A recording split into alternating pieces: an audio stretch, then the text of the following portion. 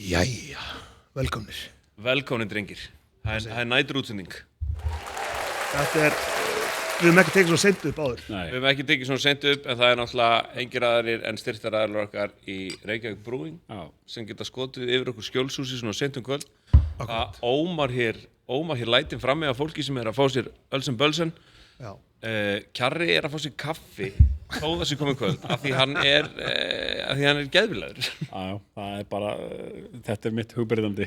Þetta er rosa. Það er líka fólk er að bara prípota þetta á, það er sól úti, það er frýtt pop. Þetta fría pop er að slá svakalega í gegn. En hvernig eru þið? Sko, ég vil nú bara fá að segja eitt. Það er fáránlega mikið líf hérna og þá peppast maður aldrei upp. Það er alveg hárrétt. Það er bara fólk hérna fyrir utan að spjalla og það er svona smá niður, það er svona ómar aðeins hérna, það er spjall sem fyrir hækkandi eftir að prósentan hækkar í fólki. Þannig að maður kom hérna bara vel gíraður, sko. Það er náttúrulega gírun yfir Reykjavík, það er góð veðurspá fyrir helgina, fyrir Vestlumanningina. Já. Og ég er náttúrulega búinn að vera, strákar. Ég er smá búinn að vera í the trenches með veðrið, sko. Ég var með Steinda í Færeyjum þegar á síðasta mánudag þegar Siggi Stormur byrjaði að drop bombs. Heyrðu hvað hann sagði? Nei, hvað sagði hann? Ha? Sko, ég ætla ekki að eitthvað, ég er alltaf búin að hlusta á Steinda og ég ætla ekki að segja það upphátt að ég haldi að hann hefði fengið einhverja umbun fyrir þetta, en hann alltaf sagði að fólk ætti ekki að fara norður nema hefði bara brýnt erindið okkar. Okay. Það er fínt veður fyrir Norðlands. Það er fínt veður fyrir Norðlands. Ég sá Auðun Blöndal bara steikjandi hitta þarna á Instagram. Já, og bara spáin er fín. Ég er búin að vera með Steinda sem við erum búin að vera að skoða Norðmanninn, við erum búin að vera að skoða Bliku, við erum búin að skoða veður.is, við erum búin að fara í BBC veður. Guys, við erum jafnvel búin að fara á belgingur.is sem er ykkur sko veðurathugunarmenn að norðan, áhugamenn sem samt er að gera heldi nákvæmar spár. Við erum búin að vera í þessu öllu þarna. Við erum, eins og ég segi, búin að vera í skotgröfunum með þessu dæmi, sko. Hvernig var hvoru Færeyjar? En sko ef við klárum veðrið. Siggi Stormur, hann er king of hot takes þegar kemur að veðrinu. Herru, en ég hugsaði líka, er þessi maður, það er ekkert langt síðan að sendi 20.000 manns í Eyjar bara til að láta tjöldið hann að fjúka í raskat til að lofa ykkur veðrið þar. En nú ertu farin að verja Steinda. Herru, ég veit ekki hvort þetta væri hann, en einhver annar veðurfræðingur sendi all landið inn í svona Egilsstaði þegar það var svo bara ekkert gott veður þetta. Mér finnst bara veðurfræðingar ættu að vera meiri veðurfræðingar og minni sjónvarpspersónuleikar. Veistu hvað er að tala um? Mér er eitthvað, já, gamli, ég er nú bara að kíkja þess á þetta verður glampandi hérna, ég nenni þess ekki. Ég vil bara fá mína veðurfræðinga þannig að þeir eru bara austurlandaglættingi, hiti 40, ég vil heyra sjávarhitann, skyggni ágætt, ég vil fá bara only the facts please og ég nenni ekkit að vera að hlusta á okkur menn eins og þeir séu einhverjir menntaðir sjamanistar, skilurðu, í einhverju að þeir hafi talað við veðurguðina. Ég stend ekki í því. Auðvitað held ég með Steinda í þessu máli, maður.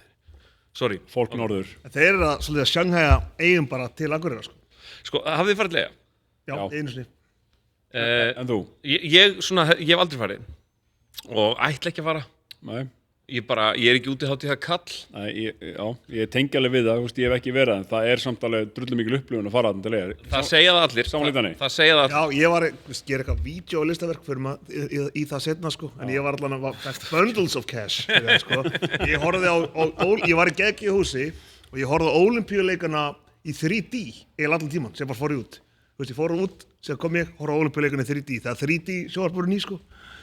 Það er líka fett sem að maður held að myndi vera að koma lengra 2026. En jú, það er andið þarna, sko, en þú veist, þú þarft bara að vera, þú þarft að ráðast á nokkra kalda þarna. Mér finnst geggja að mynda að vera í húsi eða vera vera á hótið, ég er náttúrulega verið þarna líka bara, þetta var þegar ég var í útvarpinu, skilur, þá vorum við með einhver hótel og eitthvað svona, ádrutur næ, sko. Einmitt.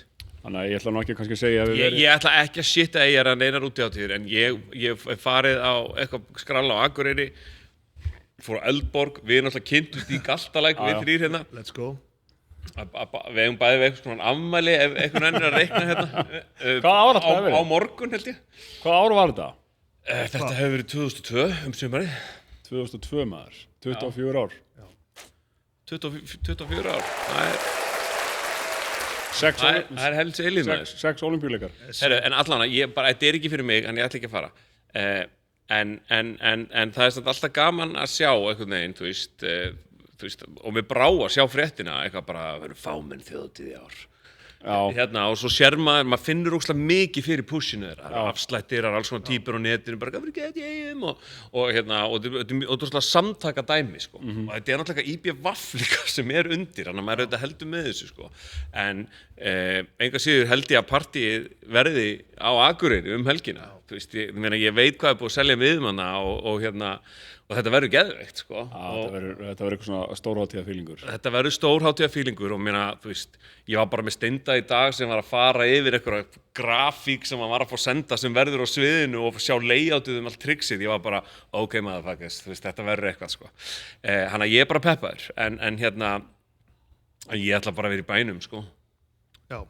Líka þetta minkadæmi hefur sett sveran svertstrik í reikning allar minna plana, án jokes. Nenni að útskýra þetta fyrir með þetta minkadæmi.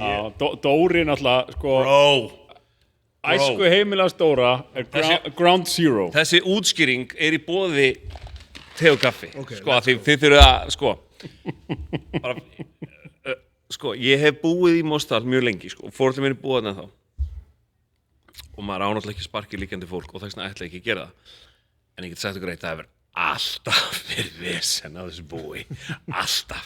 Það eru alltaf minkar að sleppa. Og minkar, þó maður, þú veist, það er búið svona myndbönd af minkum eitthvað að ganga og maður er bara, þetta eru krútlegir motherfuckers. Þeir eru það ekki. Þetta eru algjörir morðingjar, sko. Og þeir svífast einskis og þeir drepa allt sem þeir sjá, sko. Allt sem þeir ráða við, drepa þeir. Og þeir eru að sleppa þarna og það er allt brjálað og verið að öskra á minkabúið og eitthvað svona, en nú virðast einhverjir einhverjir apakættir að fara þarna inn, opna búrin, þeir eru náttúrulega ekki að gera neitt nema að stofna lífríki Mosfellsdals í fucking hættu, skilurðu, og út af þessu dæmi, sko, kona mín var að passa hús foreldra minna með þetta er í gangi, ég er í fucking Færeyjum, skilurðu, bara á titlingsvegi að lesa eitthvað bara að fréttavakt á Vísi bara, það eru skotkvellir, þetta er stríðsástand þetta er alvarlegt mál í Mosdalnum og hún fór hann upp til að njóta nándar við náttúruna og leyfa hundinum að hlaupa frjálsum það mátti ekki hlaupa hundum út af það þeir fara beint í það, sko. Já, og geta splundraðum svolítið, sko. Ráðstur á menni? Minkar? Já. Ég held ekki, sko, en kannski þegar þeir alltaf sé að fara að deyja, sko. Það er líka að tala að þessi minkar sem eru búin að vera í búum, þú veist, þeir eru aldir upp, þú veist, þannig að þeim er gefið að éta. Já, það kunni ekkert að veiða. Það kunni ekki að veiða og okkur svoleið, sko, en hérna, ég var ógeðslega lengi að kveikja á bara, ég sá eitthvað svona var búið að gerast og ég var einhvern veginn ekki alveg komin inn í þetta, það hafi verið, þú veist, einhver sem fór hérna inn og opnaði og okkur svona og maður var einhvern veginn bara að sá eitthvað, það var eitthvað að gerast í Mosó, svo bara svona, þegar leið á daginn, þá fór þetta einhvern veginn að síast inn í vitund manns, veit hvernig svona fréttirnar svona einhvern veginn að þarna væri loðdýrarækt. Þarna væri 12.000 minkar í búrum. Hvað var þetta ekki 1000 minkar sem fóru eða? Ég veit engin, það er Tjernobyl ástand á þeim upplýsingum, ég alveg tala. Það mun engin vita. Var þetta inside job? Nei, er þetta ekki þetta lið sem fór inn í Ali og hérna, ég veit ekki, getum við fengið viðtal við þetta lið, við erum tilbúin að nota hettur og blörra og bara... Og lýsum eftir ykkur, komið inn, sko mála... Við erum tilbúin að gefa ykkur plattformina. Lag sumarsins hjá mér heitir einmitt Minks in Miami með French Montana og Rick Ross. Það ekki alltaf. Þannig að það er fyndið. Það var fórspárgildi í því. Það var fórspárgildi. En allavega, út af þessu minkahafarí, þá get ég ekki geimt hundin minn upp í dal helgina til þess að fara í ferðalag eitthvað. Þannig að ég verð bara að vera með honum í bænum og fjölskyldunni. En hvernig er ástandið í Mosfellsdalnum? Það er náttúrulega logar allt í deilum þarna núna. Það var einhver íbúasamtök sem báðu vinsælast að fjárhagsleg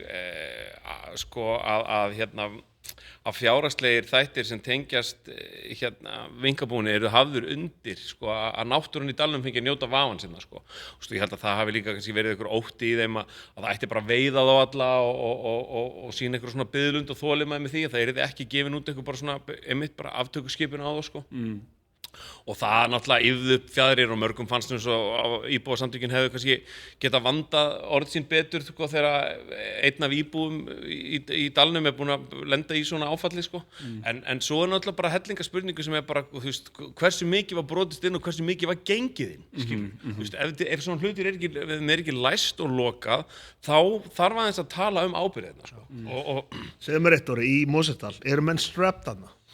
Danni Danni, ég hef séð menn flash the iron, ég hef séð skambissur hana sko. Ég hef séð, boy, þeir eru með byssur hana og þeir eru með leyfi fyrir þeim og þeir nota þeir og þeir skjóta gæsir og rjúpur og hreindýr og alls konar Og eru skotkvelli núna bara og það eru alls konar mennarna í hestaviðskiptum til Bandaríkjanna bro, þú veist hvað það er þá ferðu út með, þú veist, fucking 4 trailera tróðfulla hestum mátti ekki taka hestana tilbaka, þú var að taka trailana tilbaka þessi menn er alltaf að flytja þetta út í einhver staði sem eru með bara einhverja paper skotvopna löggjöf og þeir koma allir með út úr kitta skammara tilbaka ég hef séð þá, ég hef verið með dígúlat í dalnum sko, með leysemiði sem gaurar bara, sem eitthvað bóndi átti sko Nú segir bara svo Birgir Hákon sagði, ég var að kaupa nýja byssu með 9 miðara. Já. Það er bara hannig. Það er bara það sem á að segja, sko. En já, ég sko, hafið þið séð eitthvað statistik að sem meiri byssueign á Íslandi per capita heldur en í Bandaríkjunum? Já, ég hef eftir þetta. Er það fakt? Ég veit ekki hvort sé inn í Bandaríkjunum, en það er allavega sko byssueign í Svíþjóð er geðbyrjuð, sko. Þú veist, öll norður Svíþjóð stay strapped, sko. Og þeir framleiða vopn, og þeir eru með Saab orrustuþotur, og þeir framleiða vélbyssur og handsprengjur, sko. Þú veist, sko, ég veit að það er glæpa alltaf í gangi í Svíþjóð núna alltaf, en Svíþjóð var murder capital Skandinavíu í byssuglæpum alltaf. Þeir elska skjótamenn í Svíþjóð. En já, Íslendingar það er mikið af byssum og það hafa verið svona, það hafa verið sko, varandi þessar byssur, það hafa verið alls konar ákvöld, svona allavega ég man eftir sem barn sko að svona ríkislögreglustjóri var eitthvað, já, við viljum endilega fá að vita af öllum óskráðum byssum sko, þú veist, og þá voru menn ofta að mæta bara, já, afi minn átti þessa sko, það var bara eitthvað ný byssa, skiljur. Ég spurði gerðugreindina. Nei, Bandaríkin eru með mun meiri byssueign en Ísland, þetta er skemmtilega orðað, góð íslenska. Til samanburðar áætlaðar tölu sem áttur notaðar, Bandaríkin 120 skotvopn á hverja 100 íbúa. Það er rosalegt. Hvað er Ísland með? 30-35 skotvopn. Já, ok, þetta er ekki raskat. Okay, það er samt geðið, það er helling. Það er alveg hátt, sko. Það þýðir að hlutfallslega ætti að vera ein byssa hérna inni núna, sko. Já. Já, þetta er rosalega maður. Já. Hvað ert þú búin að gera, Kari? Já, góð spurning, Danni. Frábær spurning. Ég bara lífið, ég held áfram eftir körfuboltaferðinu daginn, sko. Bara komin aftur á stjá í vinnuna og eitthvað svona, sko. Talandi um það, ég og Dóri ákveðum vorum búin að tala mikið saman. Við ætlum að gefa þér úr sem við fengum, keyptum í klukkunni. Svona, bara fyrir þig að því þú tókst þetta á næsta level í þetta er í alvöru. Já, sko, nú ég spákvæmt ég að taka sjokkarinn af mér. Hvað ætlar þú að opna að gjöfuna? Já, að þú veist, ég vildi svona færa þér hana þannig að þú gæti svona bara svona farið beint í hana. Það er Síga. Sko, þetta er það rosalegt. Þyngdina í þessu úri. Þetta er frá klukkunni. Sko, þetta er Síga. Talaði í mækinn. Þetta eru kínversk úr, þetta er skeleton úr, sjáu hvað þetta er fallegt. Shit, þetta er bara, þú sérð gangverkið og smá Richard Mille í þessu. Sko, Síga eru búin að, þetta fyrirtæki búið að svona snúa úrabransanum við. Já, sko, ég var að hugsa áður en við komum hingað. Við erum alltaf að pæla í hvað er heitt með lava, strákar. Og úr eru mjög heitt vara. Og eru þið ekki með mér þar eða? Jú. Og ég hvet fólk. Það er ekki gefand af mér. Jú, en hann er búinn að veðsetja það. Ég hvet fólk. Það þarf að fá að lána. Sérstaklega, sko, úr eru sko svona kallmannsskart. Yes, sir. Og ég hvet kallmenn sérstaklega. Þess að reyndar eru, sko, Cartier-úr eru að vaksa mjög mikið út af því að konur eru farnar meiri í úraleikinn og Cartier-úr eru mjög vinsæli á konum. En ég hvet kallmenn til þess að kaupa sér úr við hvert tilefni og Síga eru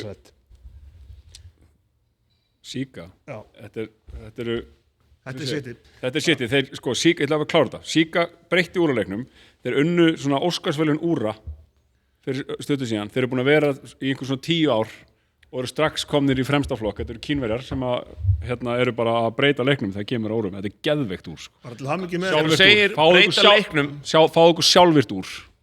Sjálfvirt úr, automatic úr. Kari, við erum bara stoltir af maður. Takk strákar. Þetta er gjöf sem... Þetta dregst að launum þínum sko. Já, ég bara samþykki það bara með... Þetta er geggja sko. Ég náði ekki alveg, er ekki samt sammála með úr? Þau eru funheit og þau eru klassísk. Ég er náttúrulega bara með mitt fyrsta úr hérna svolítið í sjokkarinu minna sko. Danni er búinn að vera mikill úramaður í gegnum árin. Sjokkinn. Og það bara fari í klukkuna, næli ykkur úr skil. Fari í klukkuna. Það er bara eina. Ok, back to reality. Eru þið að fara eitthvað um helgina? Nei, ég er búinn að vera, ég var svona lausbókaður til eiga, sem verður ekkert á því sko. Ekki? Nei, ég ætla Við bara rættum varstu lausbókaður. Nei, þú veist, það var einhverjar vílingar að ég myndi fara á DJ-ana á þessum lunda hana sem allir eru út á. En síðan bara var ekkert úr því, þannig að ég er bara svona, já, ég er bara Reykjavík. Ég er alltaf Reykjavík. Innibúki? Gæti gerst. Ég hef tekið innibúkana, mjög gaman. Já. Hvað síðan já, þú veist, það gæti alveg verið skemmtilegt, sko, en ég líka bara, mér líður bara mjög vel í Reykjavík að staðnum. Bara Reykjavík búin að vera fucking á funheit bara allt sumar. Myndur segja hún hefði verið á eldi? Á eldi, já, 100%. Ég var alltaf bara búið í Reykjavík. Ég hef aldrei flutt út. Ég tók aldrei Gísan-ævintýri eða Akureyrar-ævintýri. Kæri, þú er alltaf, Ég bjó stutt í Reykjavík hérna, bara hérna rétt hjá. Já, þú hefur aldrei búið erlendis? Nei, aldrei búið erlendis. Hvað kallaði aftur Hjörvar Hafla í íbúðinu hérna? Brundkjallarann. Ég kom í hans sko. Það, varst á hnjánum þar alveg, hérna. Það var góð staður í Hafnarfirðinum. Já, ég hef aldrei búið úti. Nei. Dóri, hvar hefur þú búið? Ég hef ekki búið neins staðar, sko. Gísen? Ég var í Gísen í 8 mánuði, 9 mánuði, að læra leiklistarfræði. Og svo fluttum við fjölskyldan einu sinni í 7 mánuði til Akureyrar. Ok. Já, ég kom þangað. Já, og sem var þroskandi ferðalag, sko. Hvernig var að búið í Gísen? Ég vildi sko, ég heyrði einu sinni mann segja sem flutti erlendis í nám og þetta, ég held, sko, ég ætti eiginlega vitni í hann en ég bara mani þetta ekki nógu vel til þess að eigna honum alveg þetta allt, en hann sagði þetta og hann sagði, sko, menn fóru í nám erlendis og drukki í sig menningu þess tíma og urðu fyrir öllum þessum stóru stefnum og straumum og svo báru þeir þetta heim aftur til Íslands eftir námið. Og þessi gaur sagði bara, ég fór út og ég var inn í herbyggi að perrast á Tinder í 4 ár og svo fór ég heim. Ekkert breytist. Ekkert breytist. Og hérna, bara þú veist, símarnir einhvern veginn. Ég svona, þetta var náttúrulega, ég ætti von á barnið þarna, sko. Okay. Hvað ár var þetta? 2010-2011 og en þú veist, ég man að hvað mér fannst þetta erfitt og við vorum 2 íslenskir strákar og við fengum ekki íbúð saman að fucking Bjössi bjó hjá okkur hefi skrýtnum indurskuna ángaðna og ég var með einhverjum 2 stelpum sem áttu, allt er keypt í Nutella, það áttu það bara strax, allt. Veistu það ekki sérstakt? Ég bara keypti stóru krukku Nutella sem er til sölu fremst í öllum stórmörkuðum í Þýskalandi og þau bara, allt komið heim, þá var bara svona búið að skóla úr henni, bara í vaskinum einhvern veginn og setja hann á hvolf og koma bara krukkunni í eitthvað hlutverk, sko. Og þær borðuðu svo skrítið mat. Það voru að skera niður grasker og sigra það og baka það í ofni og átu það. Ég held að svona, líka máltíðin hafi kostað svona 0,8 €. Og voru þar þýskar eða? Þær voru þýskar. Þú var fyrir ofan dekkjavestæði og ég rendi, eventýrasta sem ég lendi í var þegar það bankaði, þegar þær voru báðar eitthvað staðar í burtu í 2 vikur og daginn sem þær fara bankar maður sem heitir Herbert Hunang, þetta hljómar svo persónu í Andris Önd eða eitthvað, frá vassfyrirtækinu og hann segir mér sem sagt að við búum ekkert löglega. Já, okay. Og og hann verður bara að skrúa fyrir hitan og gasið hjá mér. Og guys, þá upplifði það í 2 vikur að vera bara heima hjá mér. Bara ógeðslega kalt.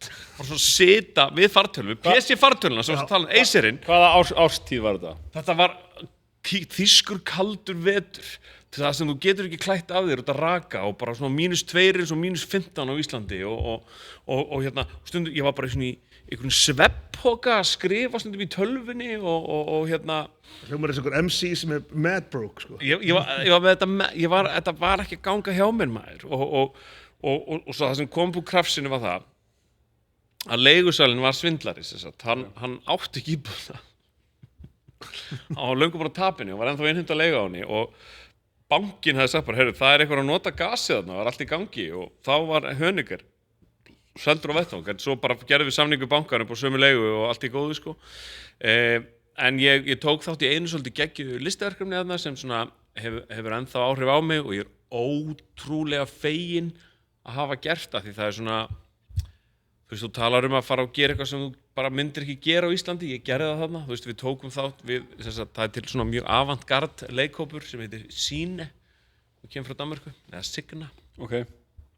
og þau gera svokallar performance installations það sem bara þau ákveða eitthvað setting og þau vinna í stórum hóp með eitthvað hlutverk og svo er bara gjörningurinn og leikritið sett og kannski bara í 2 vikur er bara geðsjúkrahús eitthvað staðar með læknum og leikurum og sko fólk hefur sem er bara, og almenningur getur farið og mörkin sko eru mjög óljós því að bara áhorfendur hafa gengið inn í þessa sýningu og dvalið viku inn í þeim, skilur það hefur fólk gifst og skilið og fólk riðið í þessum sýningum og svona og sem sagt, þau komu þarna að kenna áfanga sem við fengum að fara í og hérna og ég man að þeim fannst við drullu nettir þau voru dönsku og við kannum tala svolítið dönsku við þau og þau fóru eitthvað á Facebook og þá var 2010 átti ég eitthvað svona 3000 vini á Facebook eða eitthvað og þau voru eitthvað, akkurat svona marga vini á Facebook eitthvað, já, ég vil svo til að ég ring out á nokkrum corners í Reykjavík skilur og þau fíluðu það gett vel svo bara ég veit ekki hvað ég lítið fráttum, held ég hef reddað gaurnum á einhverju hassi eða einhverju dæmi maður, þú veist, ég segi það núna, ég var bara 20 eða hvað var ég, 40 eða I don't know, hérna,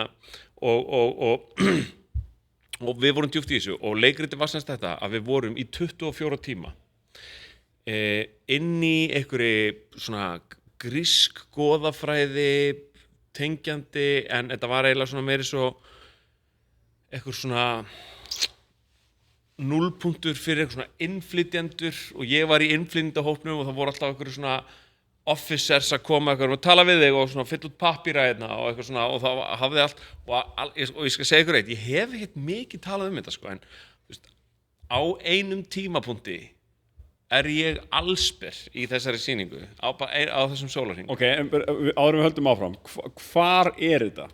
Þetta og er þetta út af meðan almennings, þú veist? Sko, þetta er náttúrulega bara auglýst í sko, við erum að fara djúpt í þetta, ég fíla það strákar. Já. Menningaþáttur. Þetta er menningaþáttur, þetta er Silfur Egils meets fucking Chronic og hérna sko Gísen er háskólabær og hann er mjög nálægt stað sem heitir Wetzlar sem er háskólabær og hérna það sem hérna menn hafa spilað Þetta er svona handbolta region.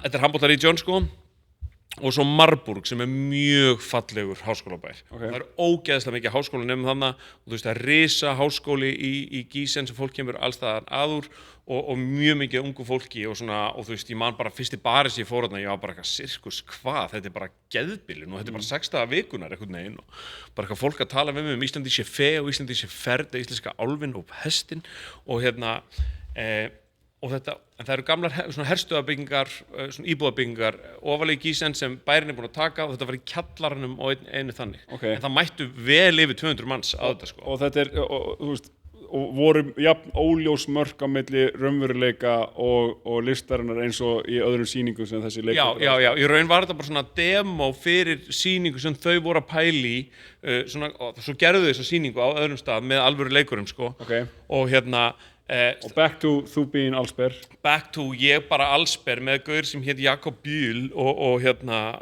og bara það að vera að skvetta á okkur brúnsápu og öskra á okkur og eitthvað og þú veist þannig er bara svona 10 manns að horfa á og þú veist þetta var svona þú veist þú gast verið allstaðar að horfa á sko og hérna og þetta var algjör bilun, svo leið 24 tíma og allir bara, þetta búið og bara geðveikt og ég var bara fyrir einhverju listrænu katharsis og svo líður einn dagur og þá að halda, eins og í lokinu á öllum verkefnum sem eru sýnd almenningi, kritíksprache og það mega allir mæta því þið taka list mjög alvarlega í Þýskalandi, en þarna þá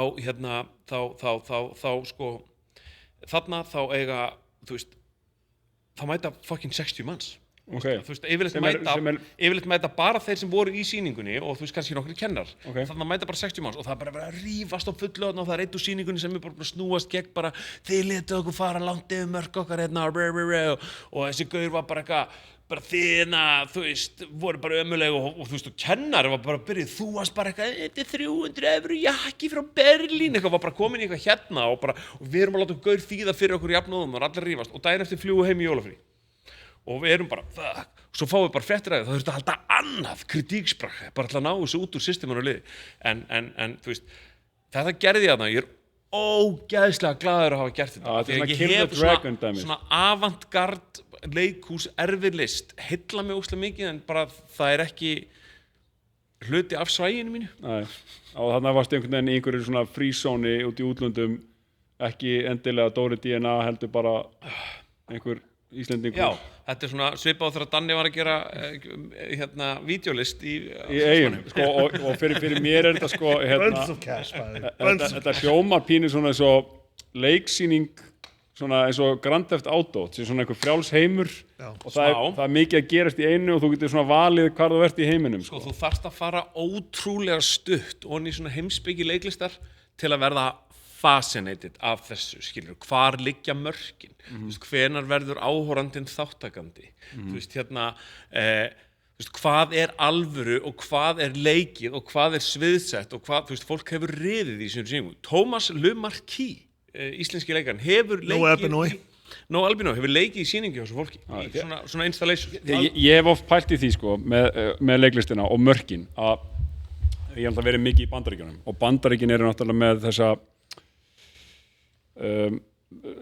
kvikmyndahefð, mikil kvikmyndaframleiðsla, mikil svona leiklist og mikil, það er bara leikið efni því er gert mjög hátt undir höfði í Bandaríkjunum og Bandaríkjumenn eru rosalega performative í eðli sínu, þú veist, þegar þú kemur inn á bandarískt heimili þá er kannski mamman að tala við soninn svona eitthvað skamman í einhverju djóki þannig að allir heyri, veitu hvað ég meina þú veist, þú veist, hann þvær aldrei eftir sig eitthvað svona og allir hlæja eitthvað, skilur rosalega svona performative samskiptamóti hjá Bandaríkjamönnum, en við erum rosalega svona straight to the point, matter of fact hérna á Íslandi og svona ekki eins performative og bjóðum einhvern veginn ekki öðrum með inn í samræðunar og ég hef oft pælt í eins og í Bandaríkjunum sko, er það afurð kvikmyndana eða er kvikmyndin og samtölu kvikmyndu því að mér finnst þau mjög lík í Bandaríkjunum er það að endurspegla þetta performative, þetta er tannhjól, skilurðu?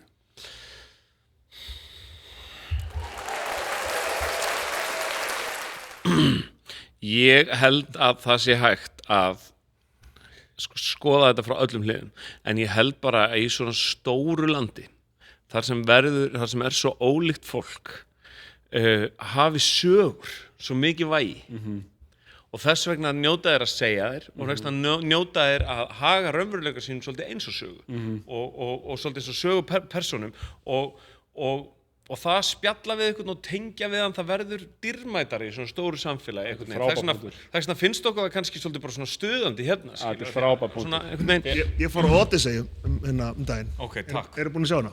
Ég er ekki búin að sjá hana. Þú búin að sjá hana? Nei. Geðveik mynd. Travis Scott er í henni. Hann er fyrsti sem þú sérð. Er það? Já, án jokes. Travis Scott er bara doing his thing í þessari mynd. Ég vil líka spoila með hana. Geðveik mynd, mæli með. Talandi að spoila, þá ætlum ég að spoila hérna að við erum að fara að smakka RFK Brewing Ultra Light Lager í fyrstskipti. Hversu léttur er hann? 3,9. Og þetta fáið þið, og það er ekki nóg með það er BF tilboð á honum sem er þannig að ef þú tekur BF tilboðið það er 499 á dós en ef þú tekur BF kassi þá er það 9.900 og þetta er bara, þú veist, ég er bara smakað þetta núna í fyrst skipti bara kassabjór þetta er bara fyrsti bjórin sem við smakkaður fyrir utan 24 bjórar já, heyrðu þetta þetta er svona Snoop Dogg plata. Need a small chronic break. En hérna, ég var skála.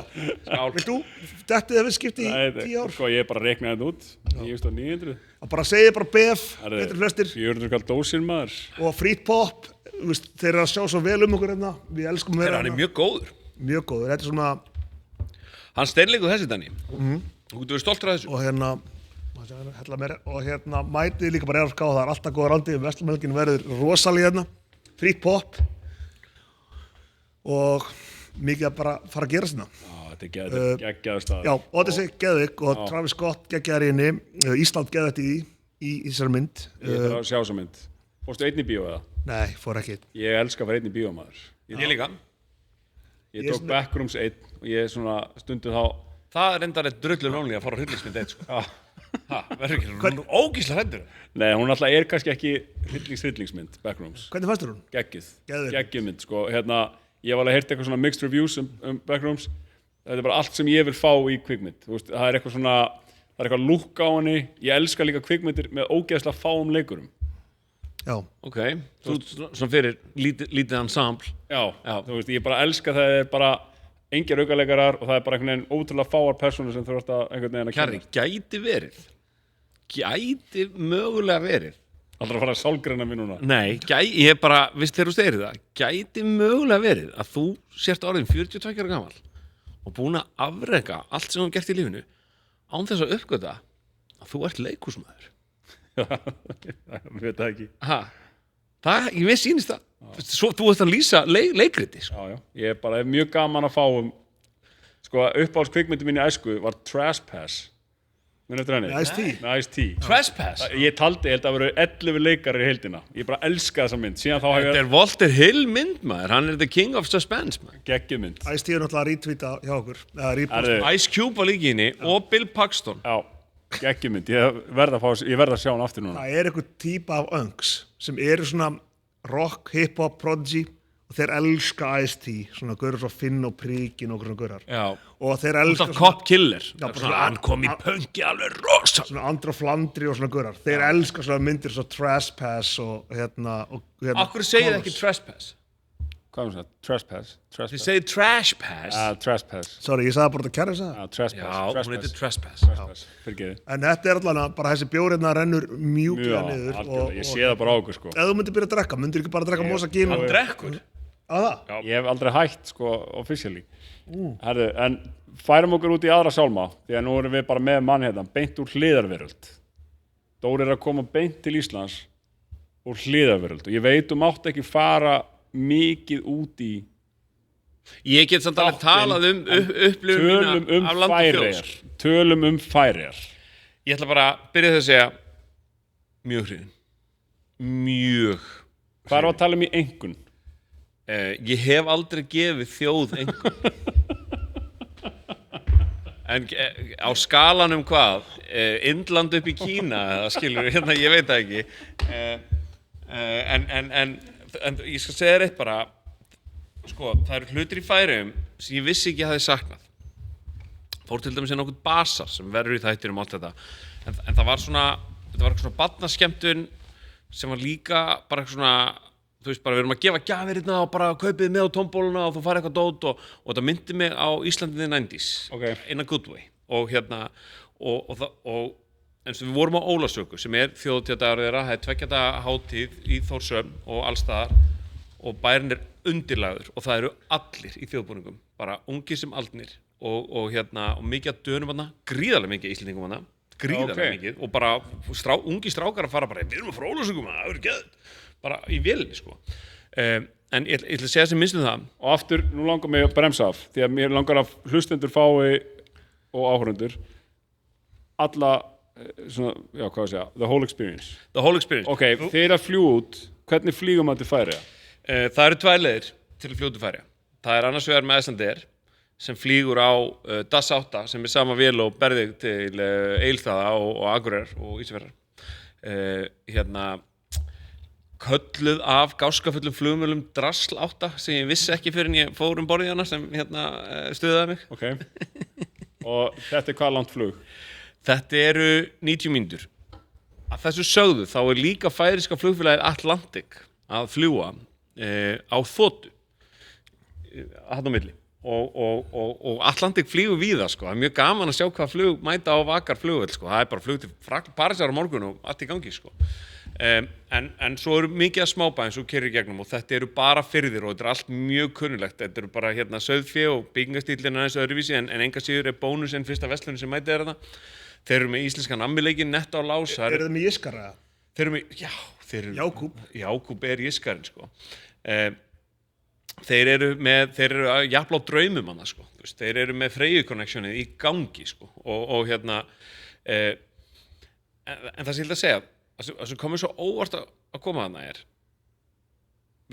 Færeyjar eru ekki í ESB og þeir eru ekki í evrópska efnahagssvæðinu. Þeir eru enga síður undir Danmörku en Hvernig er landamæraeftirlitið þá? Sko, þú þarft vísa þarna sko. Það er strangt sko. Okay. Og það er bara eitt flugullur, það er bara ein leið í landið og Norræna og hérna er höfnin og flugullurinn. Ég er að reyna að orða þetta, minna, þetta er ekki eins blandað samfélag á Ísland. Ég sá svo það einhverja bræður sann sko. Voru bræður? Já, voru bræður sko og bræður sem eru góðir í fótbolta og handbolta sko og alls konar og sá alveg gaur með fasta flettur og allt sko. Og minna það að fá kebaban og alls konar. Ég er ekki að segja að þeir séu eitthvað svona pjúr sko. Sjávarma eða dönnir? Sjávarma. En gírós líka. Ok. Og þeir eru með allt í gangi hérna sko. En maður fann fyrir smæðinni. Það sem fíla bestu Ólasöku, þetta er ekki hátíð barnanna.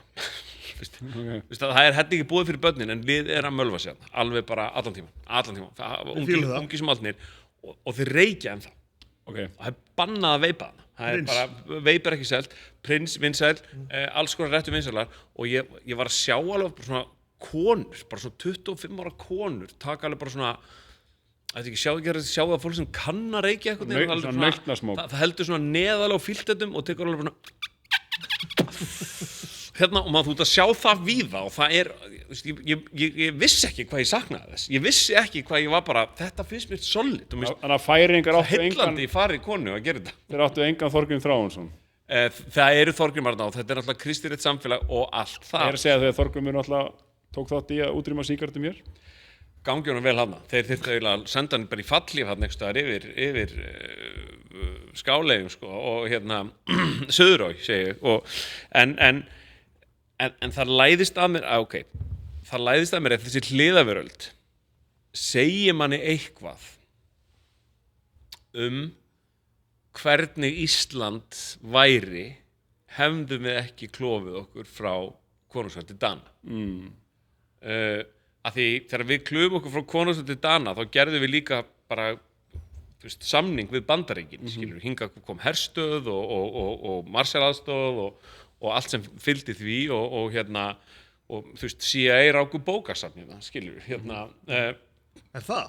Já, það var ameríska bókasafnið og öll þessi bókasafn sem rekin af eitthvað svona eru sko það er ground zero fyrir eitthvað njósnadót sko. þar rekrútaðir, þar eru fundir, það er bara vit mýr rússneska bókasafnið og ameríska bókasafnið á mótið þarna var þetta að gerast sko.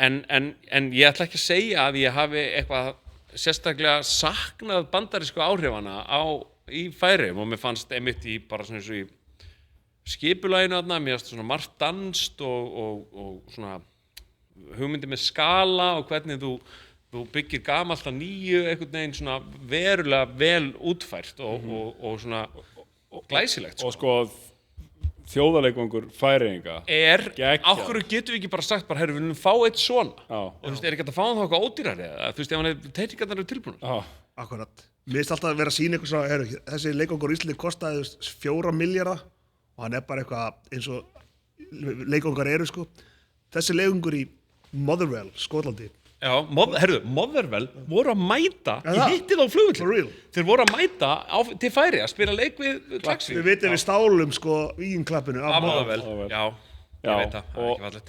Ég veit ekki hvað sem að segja sögu í poddinu en eftir eitt leik þá var ég og Þorsteinn frændi minn sem er kemur kannski smá í mynd við hringdum í Joey Drummer sem er svona forsprakki Víkingaklapps Íslandi eftir leik á HM og hann var ekki sáttur með að hann var ekki að fá sín stefgjöld á þessu norska rói sko. Hann var þetta í IBVF-treyði þegar þeir ringdu mér á fyrsta sko. Víkingaklappi kemur náttúrulega sko, Motherwell spila við Stjörnuna og þar verður Víkingaklappið það er svona þarna einhvern veginn mördsast þeir heimar sko og þar verður til söngur Silfurskeiðarinnar frá Stjörnunni í Eldri Vík og Víkingaklappið undanfæri þess og svo það tekið upp á 12 tekur það upp á sína arma og Silfurskeiðin var langöflugasta stuðningssveit landsins og voru með eitt sem að mér langar núna að fara í söltun vikunar. Ok. Í boði saltverk, besta salt í heimi. Og það, sko, Silfurskeiðin upprunni, eða svo á svo marga stuðningssönga, þar á meðal inn með boltan og burt með boltan. Getur þið tekið hann? Þetta burt með kótan. Þetta ekki inn með boltan? Inn með boltan, þú veist, og Silfurskeiðin tók þetta iconically. 12 tók þetta upp á sína arma. Og núna eru öll stuðningsmannafélög búin að gera þetta. Þetta búið að vera í gangi ykkur 10-12 ár og algjörlega búið að missa marks. Og ég legg til að inn með boltan og burt með boltan verið saltað. Ok. Og við tökum þetta úr íslenskri stuðningsmenningu og búum til eitthvað nýtt og þetta getur þá leita aftur í upprunan inn í Garðabæinn og fengi að lifa þar og dafna aftur upp á nýtt því þetta orðið útvatna og verið að taka þetta allstaðar. Hvað hefur þið séð bara? Ég er náttúrulega horfi á... En hvaða tjönd eru raunverulega góð? Ég fíla alltaf þegar þeir vera að spila mútið Val og þeir segja hana Dómarinn fær í búð. Var það ekki bara KR svindlar, sígarettur og vindlar? Miðjan í KR on another level. On another level. Og þeir eru líka ógeðslega svona það er bara svona að fyndin hópur. Þú veist, þeir eru bara svona witty og koma stundum með orðarleiki og svara hlutum og þeir eru bara svona á öðru leveli, þú veist, þegar kemur að því. Silfurskeiðin náttúrulega, þú veist, það eru hérna OGs bara búin að vera bara frá day 1 úr Silfurskeiðinu, það alltaf geggjað og þú veist, maður alltaf gaman að fara og hlusta á Hver almaðurinn í Silfurskeiðinni? Hási og Bjarki. Hási? Já, vinur hans Erps. Hann Hás eða hann bara... Hási, þegar sé hann oft með Erpi, sko, hann hann Hási, heitir hann eitthvað Hákon? Hási Björn. Hási Björn? Já, ég veit hverju þetta Ekki? Jú. Já. En besta chant all time Haukur Þorsteinsson líka. Þegar Víum var að þjálfa eða ekki og þeir voru að kalla hana Willum á pillum.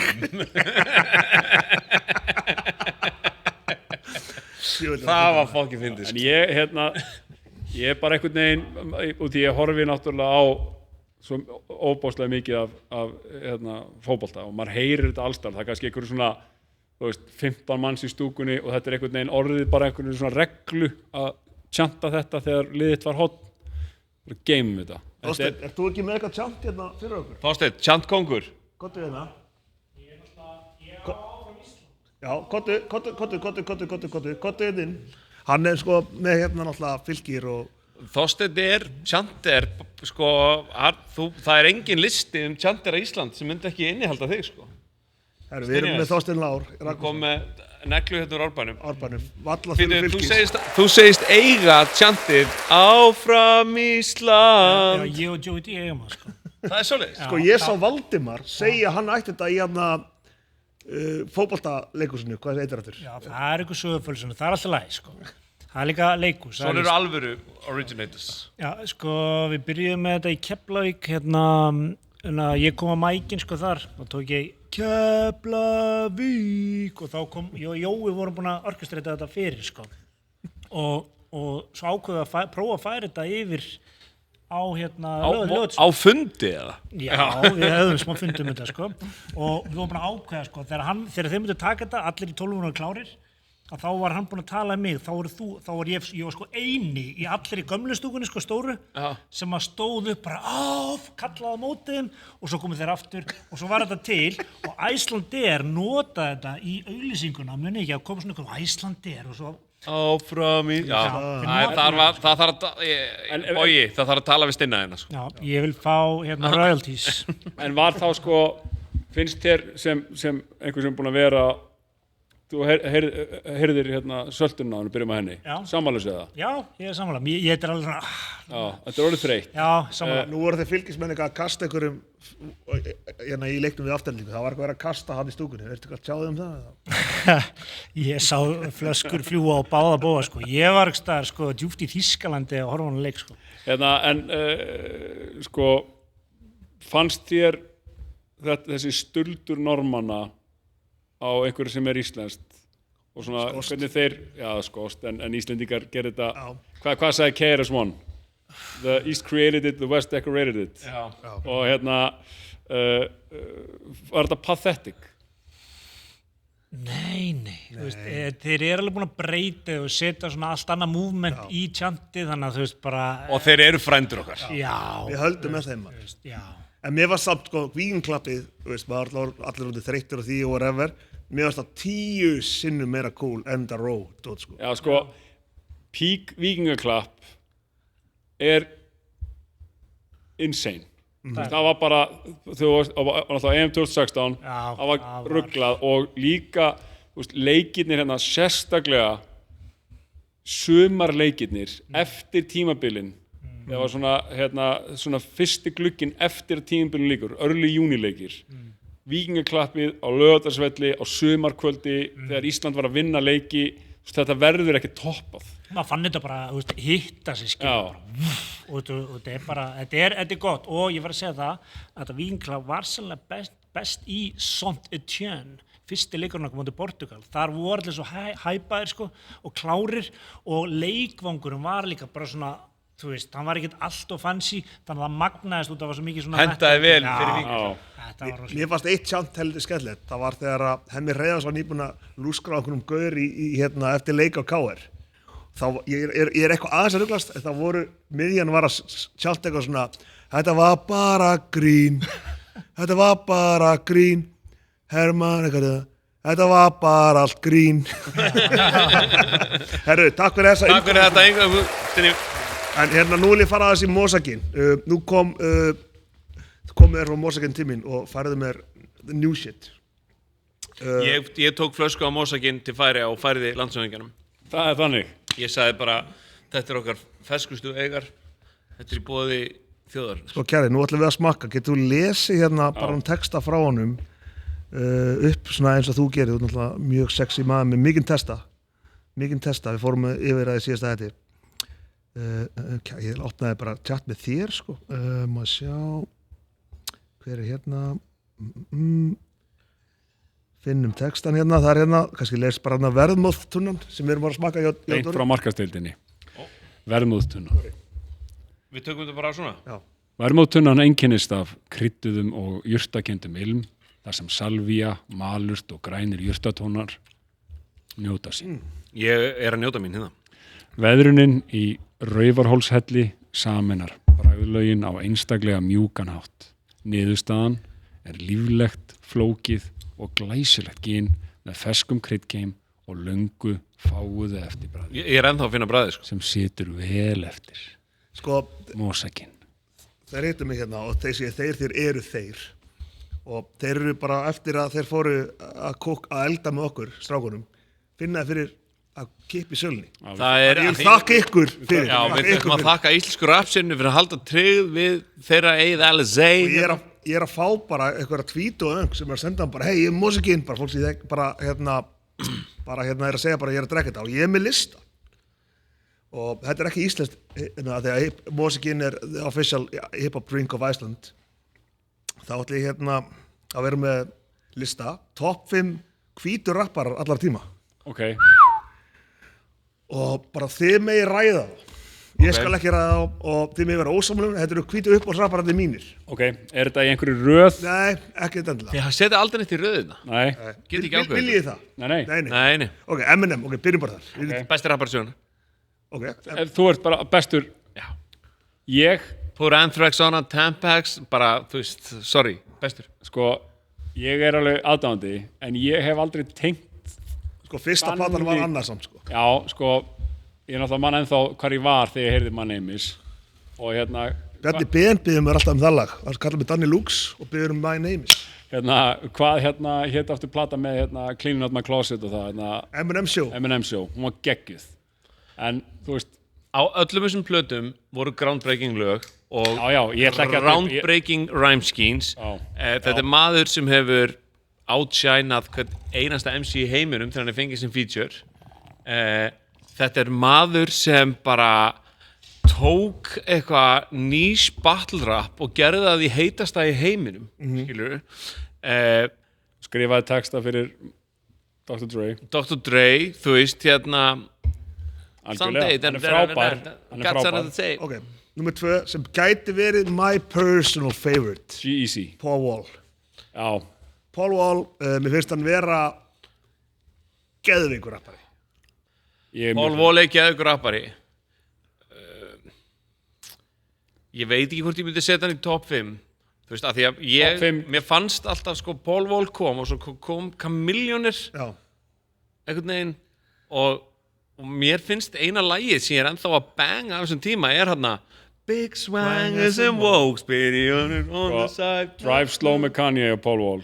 Já. Það geðveikt lag. Mér finnst það líka bara svona, hann er, for a lack of a better term, viggar, skilur en einhvern veginn, það er ekkert neikvætt að jákvætt. Ég held að allir bara svartum Þið sjáu hver er bringing him back núna? Hver er það? Action Bronson. Já. Ég datt inn í ykkur lög frá meðan sem hann gáði í fyrra, sko, bara á síðast ári. Þannig að ég er alveg búin að, ég er alveg með hérna, ég er mikill Paul Wall. Og nú kom einhverju öngsöður og saman mér, og mér er bara alveg saman, þetta var mín listi, skilur.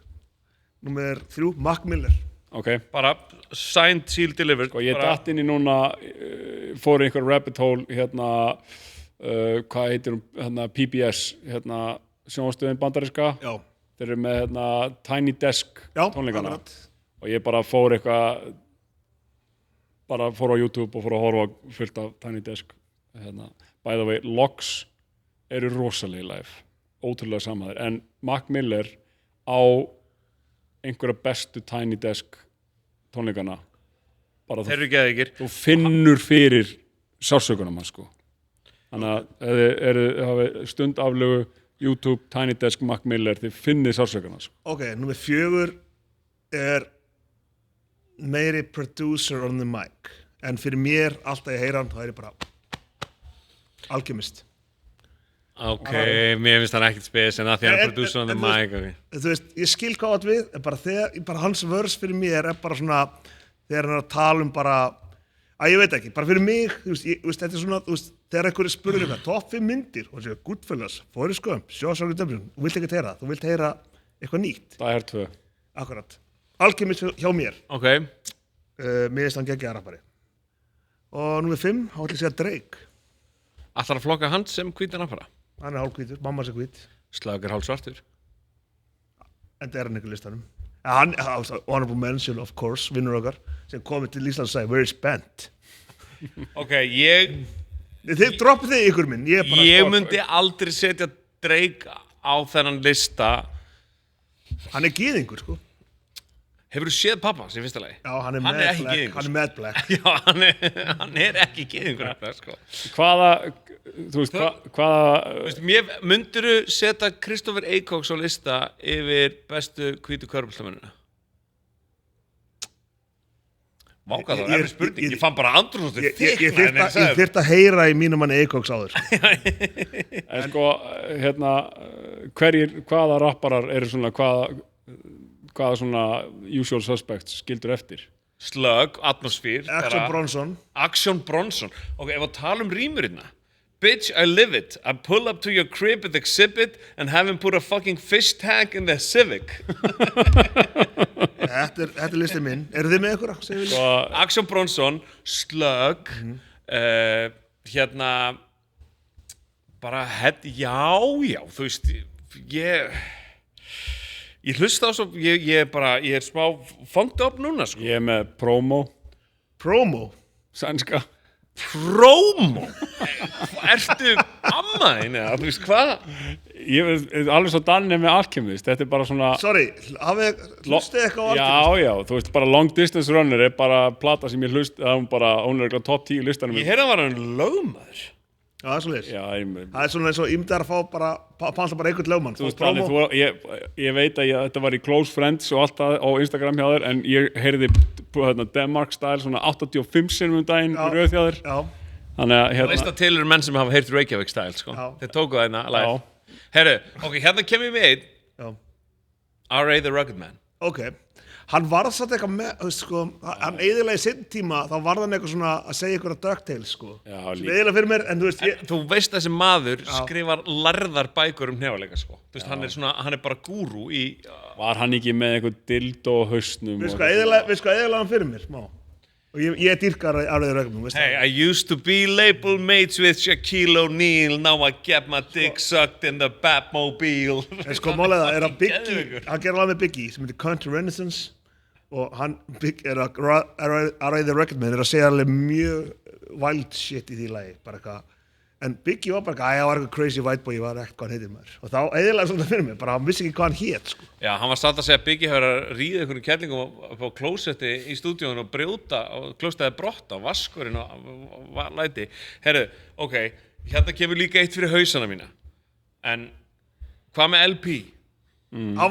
Ég var að hugsa hann var einhvern tímann á listanum en ég mér finnst þetta ég veit ekki Ég er síðan bara svo, þú veist, en þetta er Allsber Dóri með brúnsopa á sér í kjallara í Gísina að tala en Sage Francis Já, ég tengdi ekkert eitthvað ég sé alveg hvað er gott við þetta en ég tengdi aldrei eitthvað svona svakalega við Makeshift Patriot Já, Makeshift Patriot er langbæsta lagins finnst mér Ok já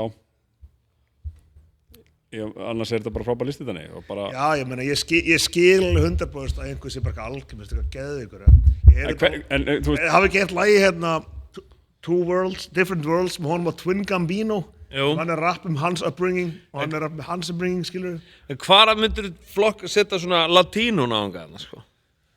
Eins og hvern Meina, there in the middle of little did we know with every riddle some middleman that didn't Ég skal taka latínó-rapp bara næst, bara ekkert mál, Puerto Ricans og bara Dominicans og Þá var þetta með Pun, Fat Joe, Chino XL Já, Chino, sem Erpur áðist ekki að tala mjög mikið við áður hann dó, hann sagði með það Aha. Já, hann sagði það um mig Já, ég hlustaði á Chino Ganada sko, fílið þið Fat Joe? Já, of course maður Já, ég fíla hann, með lean back og ég fíla hann líka allir eitthvað, þetta eru DuckTales en ég er alltaf að stíga fram ykkur görali, ég var nú með honum í skóla, hann var, ok, þú veist, ég er líka það mikið nörd að ég myndi segja Brother Ali Já, sem við hittum þekkjum hann kýlinu aftan á hausnum á honum, sem var svo góldkúla Forrest Sorry, Whitaker Já, það var ekki fínt sko Hverjir, já Ok, ég myndi halda að ykkur hausan myndi vilja setja Vinnie Paz á hann lista Það er einhverju Vinnie Paz, það er alltaf einhverju Everlast, skilur Já, ég hugsaði hann sko Here come the mighty En sorry, Eminem en þú veist, það er fyndið að því þetta eru í raun fáir sem komast þarna upp sko Já Þetta er ekki í hug að standa hérna og Beastie Boys ekki, þetta er ekki í hug sko Sko, Eminem, veist, er bara svona auðvitað Veist, það er bara Eminem er Paul Wall hjá mér samt þið viti hvað ég hlusta mikið á Paul Wall hvernig hann, með þetta Southern drawl og hvað hann er að segja og hann er, Riff Raff hjá mér er alveg upp Riff Raff er geggjaður en síðan er sem fannst mér bara Axel Bronson betri í laginu einhvern veginn Djöfull var fyndið þegar hann lendi ykkur í bífi sem hann baði ekkert og alltaf og Ghostface er reynda búin að segja bara hei, ég var fárlegu líka hafið þið séð vídeo þegar Ghost er að svara honum og er á einhverjum slopp, silkslopp og það er eitthvað svona Delphonics undir og hann er bara hey homie, hann er bara í 7 mínútur bara að pakka Axel Bronson saman en síðan sagði Ghostface bara hey, ég vissi ekkert hann, ég byrst afsökunar, hann er fýtt gauður og bara, þetta var bara ég að vera fárlegur, skilju. Ég held líka bara burt sér frá öllu að þegar kemur einhverju streetcreddi sko Já. Þú veist, þetta eru Queens Albanians og þetta eru Big Body Bess sá gaur hefur verið með skambissu, þú Já, veist, þetta eru bófar, þú veist, maður hefur séð þá þeir eru í myndböndum, þeir eru eitthvað, förum inn og reykja vít maður, fara bara inn í eitthvað hús, er eitthvað, reykja vít hann, hann haltu fucking kjafti hann uppi maður, þú veist, maður fattar, þú veist, stundum þau sér maður, hann shut the fuck up, alveg hérna, stundum sér maður, þegar gaurar eru, sorry, raunverulega, þú veist, ekki, ég er ekki að segja harðir, en about it, skilur, og ekki hræddir. Ég hef aldrei séð því að skýrt og þegar Conor McGregor var hérna í face-offum við Jose Aldo, það sem hann var að segja, Jöldi, nein. Þetta, Jöldi, nein. Ég hef líka heyrt sko söguna þegar að Suge Knight púlaði upp á okkar vídeo hjá Game of 50, þar sem allt krúið var, D12 og allt, og þessu Eminem og Proof hefur einu gaurið sem bara fóru bara út. Já. Og hann sagði bara Eminem, bara hann var tilbúinn og Proof líka tilbúinn að fara út. Hann var líka skotin í hausin, sko. I know.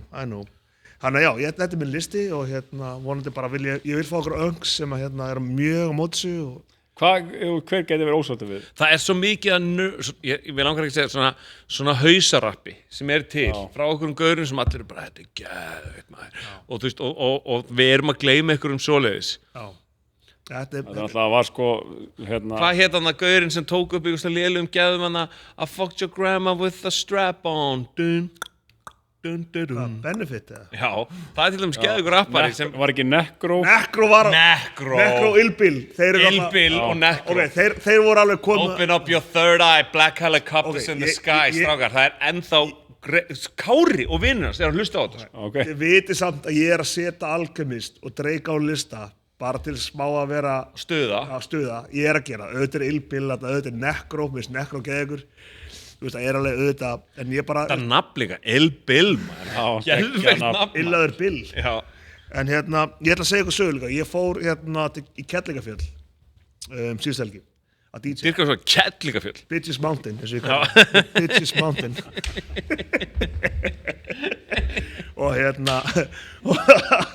Og ég sagði þetta við mótaldara, þau voru eitthvað, þetta er gott. Ekki bókaðar ári, sko. Ég er enda bókaðar ári, höfum það á hreinu, og Lava Car Rental sá sinn mann. Þú varst á Bronkonum? Ég var á Bronkonum. Ég vissi ekki, fyrst ég held að þú væri bara eitthvað... Jeppin, en þetta var, ég fekk Bronkoinn, og ég fór og hitti Davíð hjá Lava Car Rental, og hann sýndi mér allt, sýndi mér kaffistofuna, sýndi mér velunin, þannig að 2 ár í röð velunin. Það er geðveikt góð lykt að inni, hann er með diffuser og svo dæmi, hann bara kemur hann inn og þeir líður sér bara á Hilton í Bandaríkjunum bara, skilur, eitthvað svona geðveikt næs lykt, geðveikt næs væp að inni, ég er bara stoltur að þessi menn og konur séu með okkur í lið, sko. Bronco var geðveikur, hafið þið keyrt í Kettlingafjöll eða? Já, ég hef eyðilagt bílar. Sko, ég var að keyra á 30-50, samt var ég að missa smá svona skaut, ég er ekki að segja að ég er að missa stjórn á hann var alveg að skauta. Ég sá lið á Suzuki Swift og ég hugsa bara, hvernig var þessi bílferð? Allavega Lava Car Rental sáum Og hvernig var að keyra Broncoinn? Deluxe pakkin og bara það var bara geðveikt, sko, og það var svona að taka þakið af, það er tekið svona 1,5 tíma fyrir mig, ég gera það ekki en ég var samvinskupið að ég var að fá þetta ekki, þannig að ég ætla að gefa ykkur Lava Car Rental kaffimál sem að þið getur fengið og sett hefur kaffi í þetta. Takk maður. Þetta er frábært. Þannig að þið fáið þetta. Þetta er frábært. Sko, mér langar að spyrja einu Dani. Já. Þegar þú varst búin að tengja Bluetooth í símanum. Já.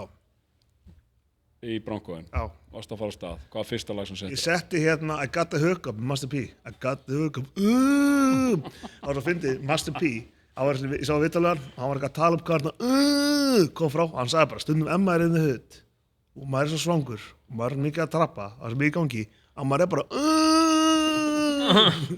og hann spilaði bara við einhvern æfingarleik í NBA. Hann náði einhvern veginn næstum því og sonur hans var Lil Romeo. Hann var nógu góður til að spila þarna. Já.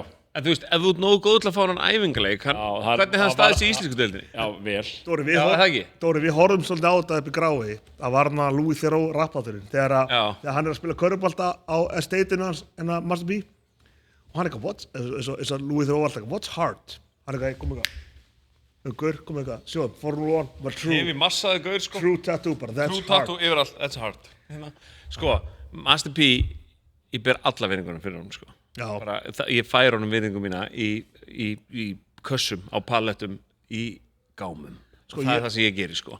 og sorry, og þetta dót allt ég veit ekki hvernig ég tókst að elda svona vel að það var ekkert svo gott þegar það var núna en fyrir við vorum í þessu versus daginn, við vorum að tala með þetta það var geðvikt sko. Mia X var geðvikt maður og svo eru alls konar figureheads alltaf, Kevin Hart eitt bara stærsta showbiz entity sem til í Bandaríkjunum í dag hann að segja bara, hvað kickstartaði ferliðinum, hann bara, það var þegar ég hitti Master P og hann lét okkur fá $1 million til að skrifa I got the hookup eða eitthvað bíómynd eða eitthvað svona muni eftir þeirri mynd hann bara skrifaði ávísum bara ekki svo vel, sjáumst muni eftir I got the hookup myndinni já.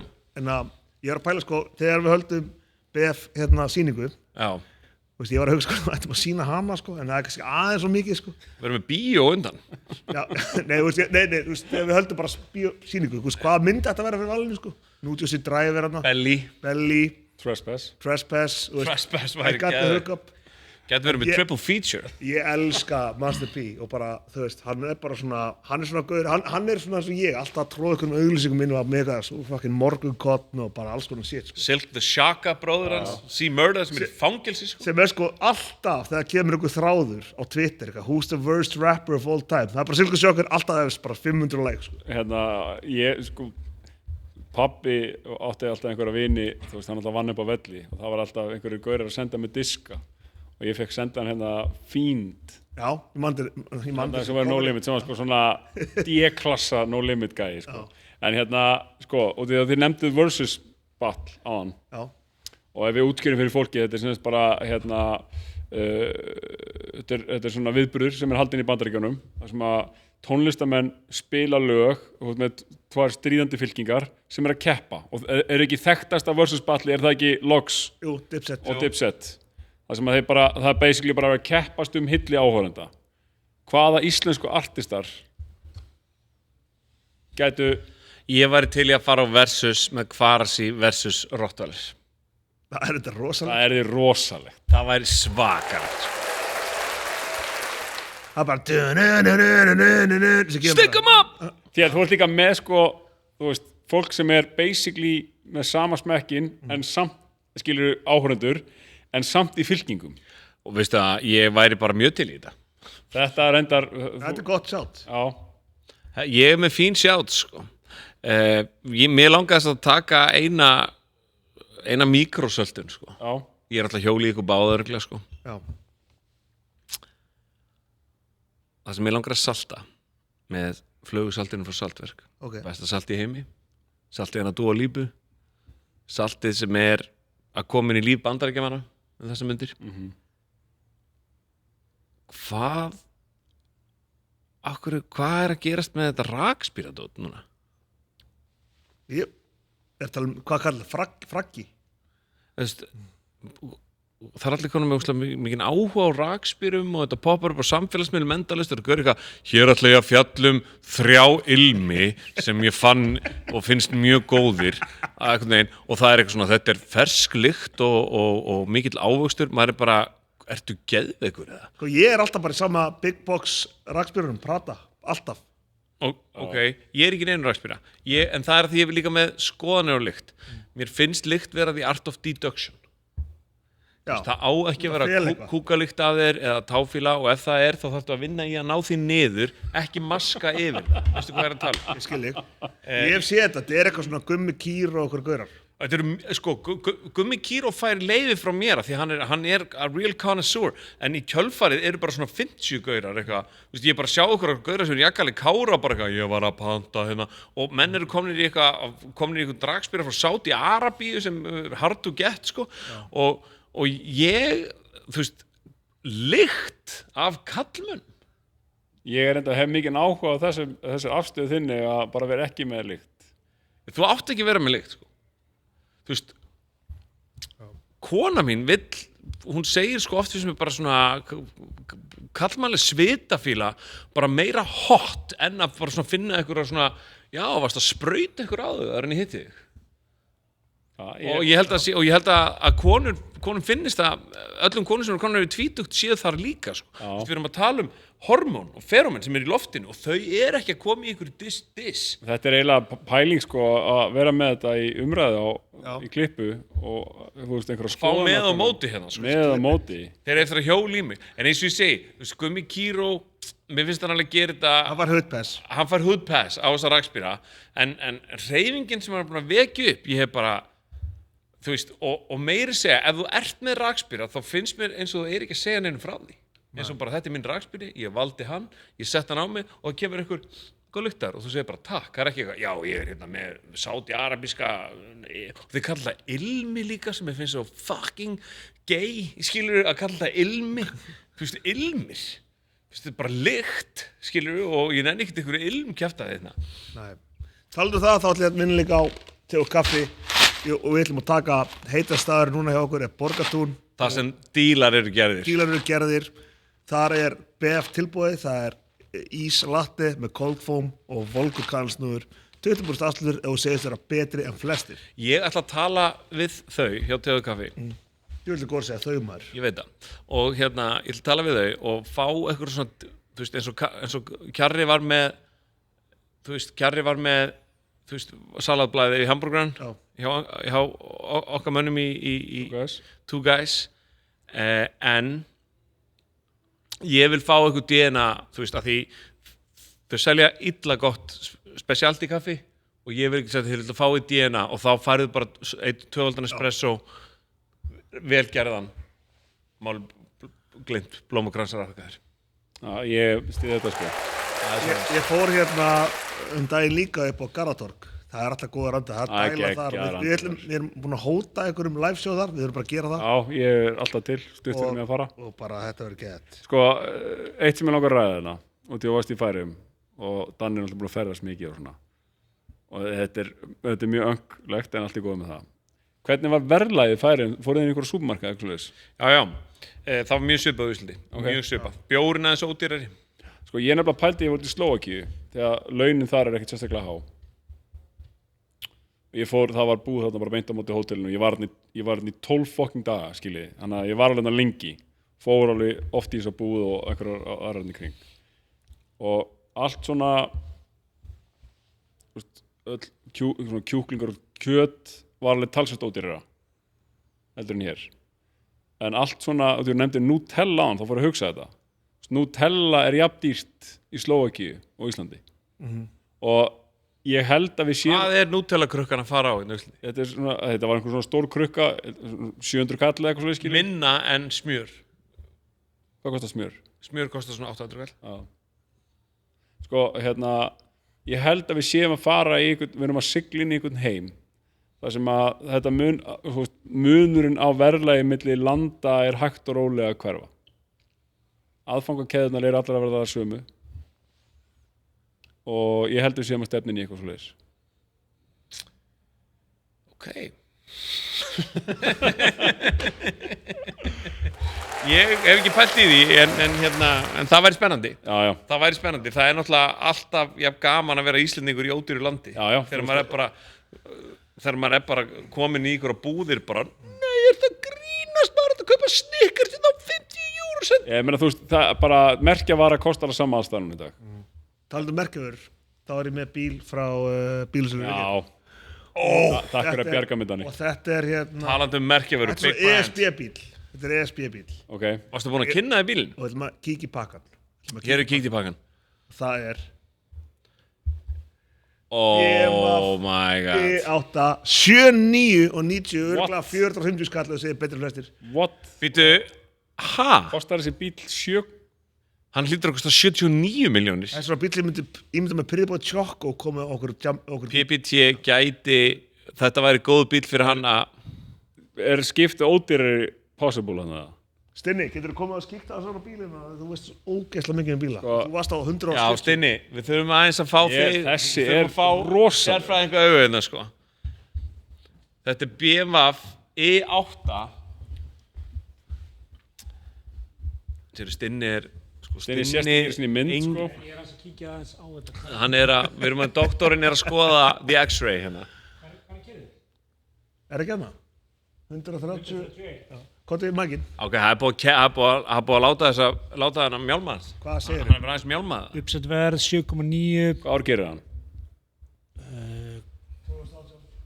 Þetta er rosalegu bíl. Þetta er rosalega bíl sko, ég myndi segja þetta sé líka gott verð sko. Já. Er það ekki? Jú, pottit vel með farin, svona bíla menn fara vel með. Menn fara vel með Já. þetta. Menn er ekkert með Gatorade flöskur eitthvað út allt í bílnum og Nei, og þú veist, og hægir vel á þau fyrir allar hraðendrunir. hann er lár. Sko, ég heyrði eitthvað tala daginn, sko, ég hugsaði svo grimt til þín, þú varst að tala Berg Ebba að keyra í Þýskalandi. Já. Shit, hvað ég hef verið til að vera með hann, sko. Og hérna, að vera á okkur svona bíl, ég var á okkur Ford Focus, okkur Station, sko, að keyra hún í Þýskalandi. Þetta er gaman að vera á átabannaður. Herru, ég skal segja ykkur, að þið vil líka horfa á BMW. Ég leigði Benz í Þýskalandi, bara góðan Benz, þegar Bent og hérna kom inn svona heimsækja mig í Gísen. Vorum að fara á UFC, Bent og Steindi. Og við fórum á autobannið. Og þetta er fyrsta skipti sem ég hef látið bíl mjálma á autobannið. Og við vorum að keyra á 180 easy. Það voru samt sem áður að koma bílar í raskati á okkur svona. Og við erum bara bomb út af. Já. Þeir voru á 220, 230, 250 sko. Já. Og það voru BMW-far. Ég var svona 70% á ystu agrinni til vinstri, það kom svona alltaf einu svona 10 minna fresti, ykkur gaur á svona 200, þannig, vum, bara fram mér sko. Þannig að hérna, þessi bíl myndi steinleikja þar, hérna líka, og það er svona að kunna keyra þetta hérna, svona bíl. Ég myndi ekki fara á hann í Keflavíkurfjall samt. Herru, sérfræðingar hafa talað, þetta er bíl fyrir þá sem kunna keyra þá, hann er á flottu verði, þetta er BMW V8, heyri í nájunni. Sko, algjörlega, og þeir voru að tala um vegi, en nefnilega, nú er hérna, content á Facebook er orðið erfitt núna, út af það er þessi þjóðaratkvæðagreiðsla og fólk er að keppast að heila þó hvort annað og ekki að hlusta. Og hérna, það var gæi sem var búinn að keyra alla Evrópu og rankaði, ég þarf að finna hann lista fyrir næsta þátt, topp 10 vegina, eða topp, þú veist, í hvaða löndum er besta vegakerfið og Þýskaland fekk lága einhvern. Já, sko, þessi maður hefur greinilega ekki keyrt A1 autobanan sem er svona flagship-stórið þeirra, sko, sem er... Holland og Belgia voru hátt, ég hef keyrt þar, það er bara rennisléttir. Noregur. Já, sko, Noregur þar... Það er ekki hóla í veginu. Já, þeir voru mjóir náttúrulega oft í fjörðunum, sko, þú veist sem er þetta skiljanlegt. Þannig að þetta var content sem var mér að skapi, topp 10 lönda í Evrópu þegar kemur að vegakerfi, sko. Já, bara ég mæli með því, ég er spáð að fara bara næsta ári, ég er líka bara aftur í eitthvað roadtrip, sko. Þetta er svo gaman. Þetta er hefi gaman, þetta er langbest, sko. Ég var roadtrip í sumar, ræðum á eftir bara. Já, fyrir saman. Herru, sérfræðingur hefur talað, þessi bíl fæst inn af vottorðið. Já, þetta er bara... Hann má tjantum hann bíl á Laugardalsvelli í júniglugganum, sko. BMF. Ég skil ekki akkur bara Maggi Nója, fær ekki bara einhverja 20 gúns, gefum við Ég skil ekki að hann fær ekki fálkárið. og er bara eitthvað bílasala Reykjavíkur, bara einhverju ölsindir, skil. Já, bara niður á torgum. Já. Herru, þetta er gott sér. Herru, en veistu hvað, en komdu, þú veist, þetta einmitt, með að vegakerfið í Þýskalandi sé ekki nógu gott, þýsk verkfræði og allt það. Lestakerfið í Þýskalandi er ekki spes, sko. Það er svoleiðis. Að þú veist, það er ekkert eitthvað ömurlegt, en ótrúlegt að það er betra í Frakklandi til dæmis. TGV í Frakklandi er bara einn feitasta leið til að ferðast, hraðlistin.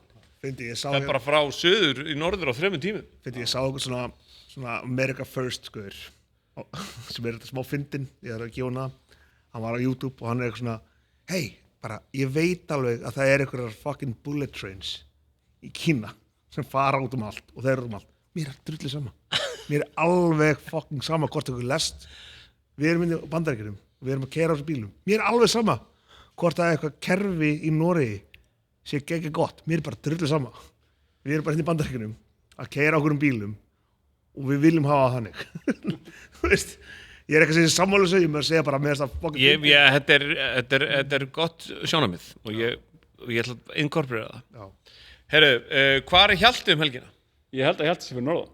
Hann er fyrir norðan. Strákar, ég veit að hann er fyrir norðan. Hann er fyrir norðan. Hjalti er á Túkasvagninum fyrir norðan. Spáið í bara hvað þetta verður rosalegt, maður. Líka bara, paldi ekki, þú ert á Akureyri og þú ert bara... Fengi LP-borgar. Nekró. Nekró, já, Nekróborgaran. já, bara hann verður á En byggðum Big Gang, sjáuðu hvort ef Hjalti er þarna. Ef Hjalti er þarna, hann hrærir í Big Gang handíkur, sko. Kannski er hann ekki með Dijonese klart. Og hvernig posa er Hjalti með? Teygja. Sko, ég með smá teygja-teikin, sko. Ég skal segja ykkur að teygjaposinn verður látið mjálma. Getið opnað hann teygjaposa fyrir mig, en það alveg hérna. Mér líður þessi eitthvað svona nýtt drop frá Chanel, sko. Sér hann posa. Allan, það sem ég að fá, hérna, from the streets, er að þeir eru allt, Vesturvængina.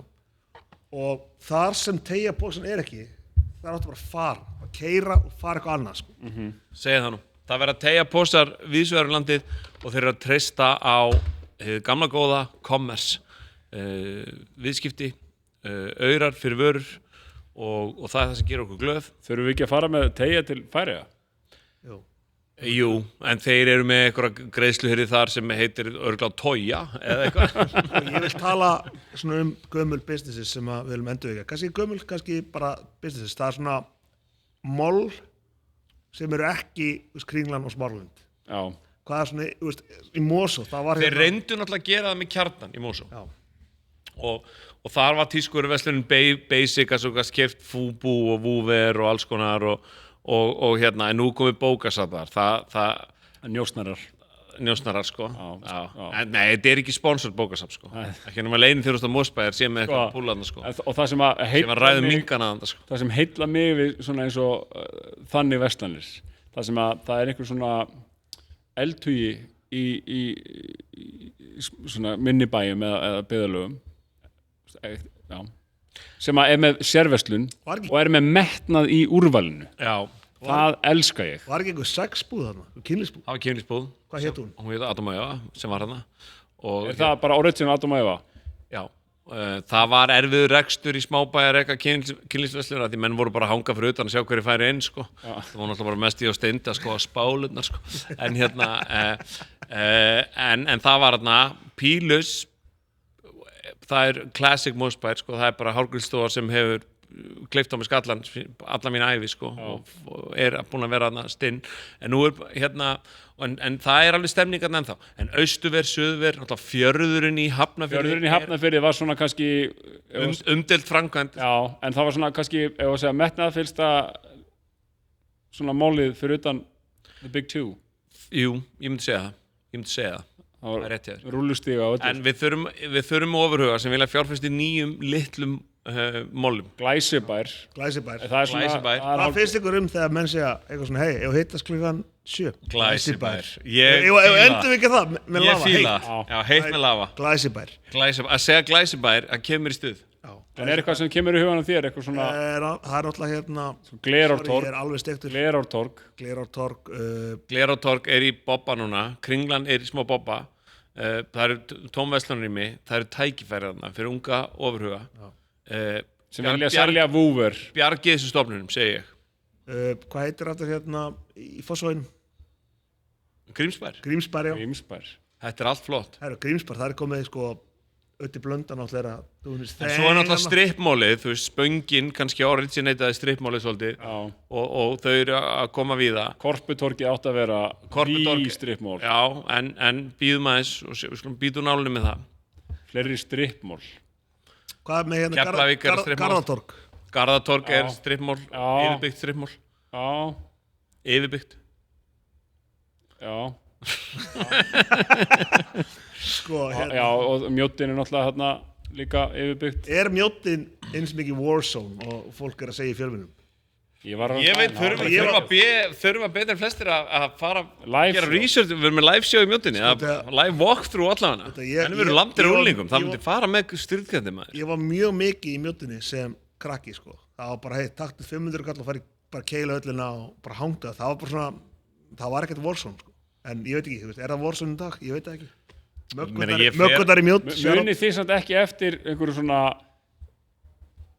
algjörum ótta við úlinga þegar þið voru alast upp? Jú. Allar reykja maður. Reykjandi úlinga með tagl, stráka með tagl á skellinöru. Já, var þið ekki rættur? Jú, ég er bara ennþá rættur. Það var einhverjum úlingar að keyra á Álftanesinu og stoppuðu eitthvað á, þú veist, úlingar eða svona, þú veist, á þessum tíma og svona reyta á tíman.